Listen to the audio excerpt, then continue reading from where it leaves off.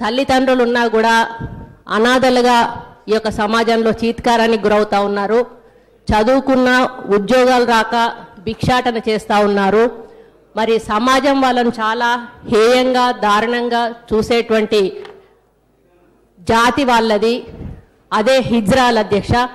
మరి హిజ్రాలు మా కాన్స్టిట్యున్సీలో దాదాపు ఒక 400 మెంబర్స్ ఉన్నారు అధ్యక్ష.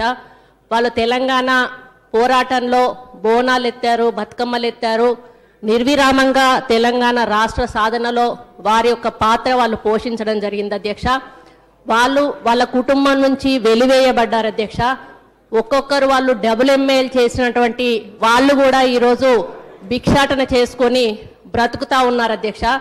అందులో ఏ కొద్ది మందో కొన్ని మరి ఇబ్బందికరమైనటువంటి పనులు చేసిన సందర్భంలో ఆ జాతి మొత్తం కూడా ఈరోజు చాలా మరి అందరి ద్వారా అవహేళనకు గురవుతా ఉన్నారు అధ్యక్ష. నిజంగా గతంలో మాకు ఒక చెడు అభిప్రాయం ఉండేది వాళ్ళ మీద. కానీ మా ఎలక్షన్స్ అప్పుడు వాళ్ళు చేసినటువంటి సేవను గుర్తించిన తర్వాత వాళ్ళల్లో ఇంత మంచితనం ఉంది అనేది మాకు అర్థమైంది అధ్యక్ష.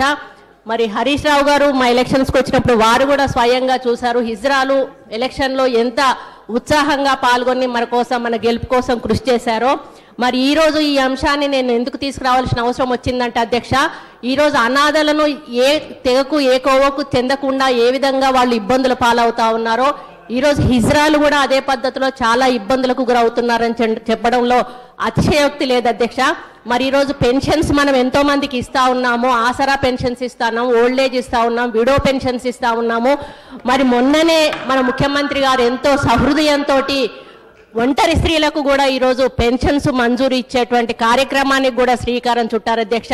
కాబట్టి నేను ఈ వేదిక మీద నుంచి ముఖ్యమంత్రి గారికి మీ ద్వారా విజ్ఞప్తి చేసేది ఒక్కటే అధ్యక్ష, వీరిని కూడా దయచేసి ఒంటరి స్త్రీలుగా గుర్తించి వారికి కూడా పెన్షన్ ఇవ్వాలని, వాళ్లకు జీవనోపాధి కల్పించాలని ఇప్పుడే చెప్పారు. 550 కోట్ల రూపాయలు మేము స్వయం ఉపాధి కోసం విడుదల చేస్తామని.